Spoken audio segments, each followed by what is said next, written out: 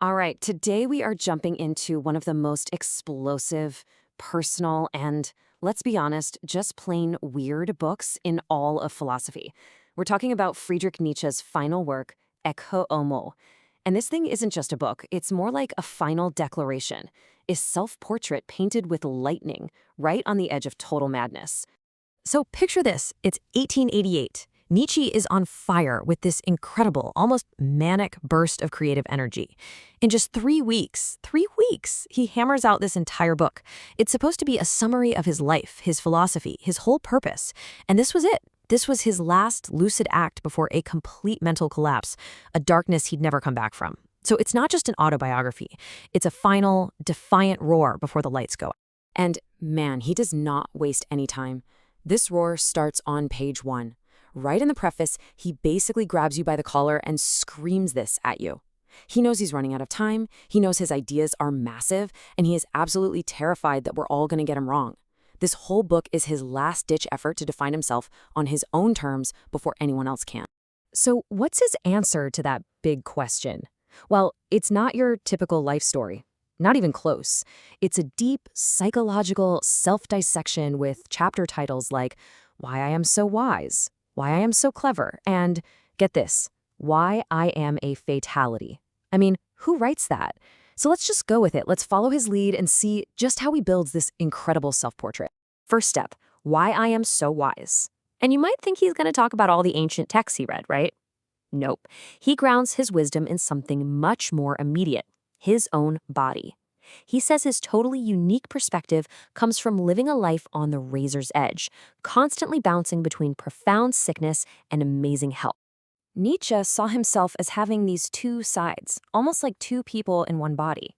He was a decadent. He got that from his father, who was sickly and died young.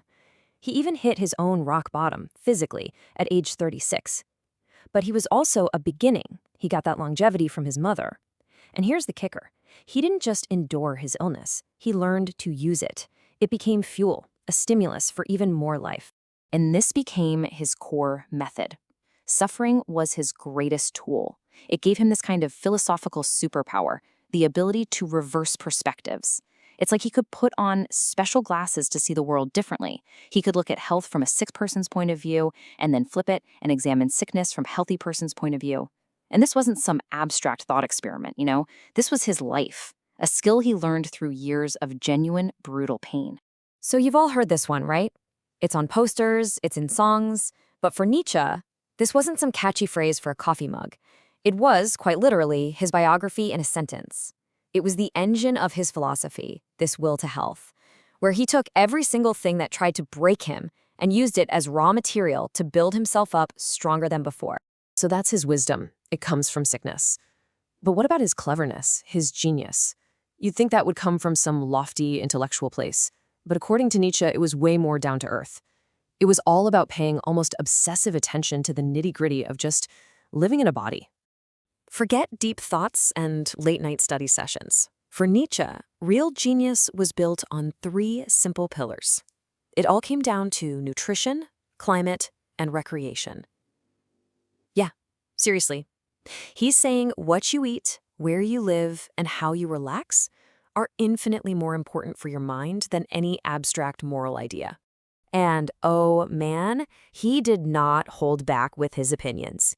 He just launches this hilarious, brutal attack on his own German culture. And what's his weapon? Their food. He basically says your philosophy is slow and clunky because your diet is heavy and clunky. For him, it was a direct line. Bad food literally creates a bad brain. End of story. And it gets incredibly specific. He says you shouldn't drink coffee because it makes you gloomy. Tea, on the other hand, is great, but only if it's strong. Weak tea, that'll just ruin your whole day. Now, these might sound like weird little quirks, but they all point to his massive core idea. The smallest physical things you do have enormous consequences for your mind. And all this leads to his final, most radical point on the topic. He insists that a sedentary life is the real sin against the Holy Spirit. He truly believed you cannot trust a single thought that you have while sitting down. For Nietzsche, thinking wasn't just something happening in your head. It was a physical act. You had to be moving. Sitting still was the absolute worst thing you could do to your mind. Okay, so he's wise, he's clever. What's the point of all this? Well, to write excellent books. But here's the thing, he didn't see himself as just another author putting ideas out there. No, he saw himself as more of a one-man demolition crew. And his favorite tool? A hammer. This quote is basically his mission statement. He's saying, look, I'm not here to give you some new, shiny idol to worship. My whole job is to go around and tap on the old ones, the things you call ideals and morals, to see if they're hollow. And if they are, well, that's what the hammer is for. And this demolition project has a big name, the transvaluation of all values. It sounds intense, but the idea is pretty simple. He believed that for 2,000 years, our whole culture has been poisoned by this lie of the ideal, the idea that this world, the real world, is bad, and some other fictitious true world is better.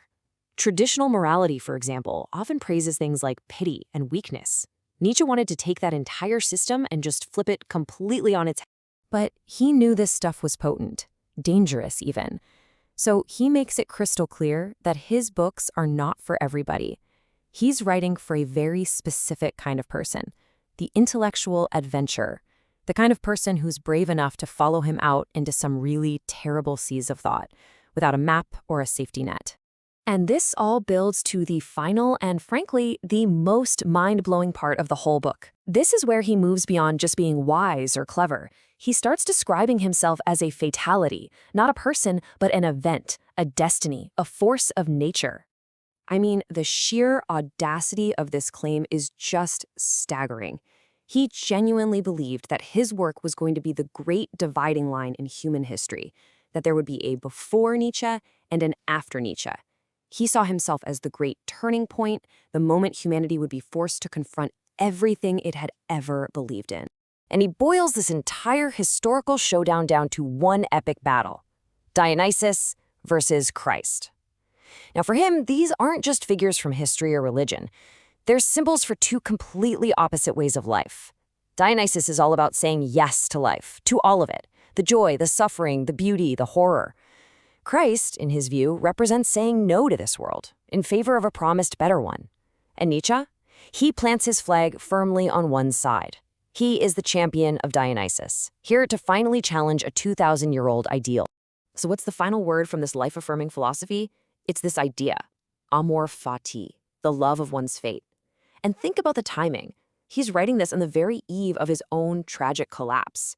And he's saying that the absolute highest state a human can reach is to not just bear what happens to you, not just accept it, but to actively love it. To look at your entire life with all its pain and joy and say, yes, again. Reading Ecce Homo just leaves you breathless. You're caught somewhere between awe at its brilliance and, let's face it, alarm at its megalomania. It really forces you to ask, was this the clear-eyed testimony of a prophet who truly saw what was coming for us? Or was it the first chapter of his own descent into madness? You know, maybe the answer is that he was something far more complicated and far more interesting than either one of those things.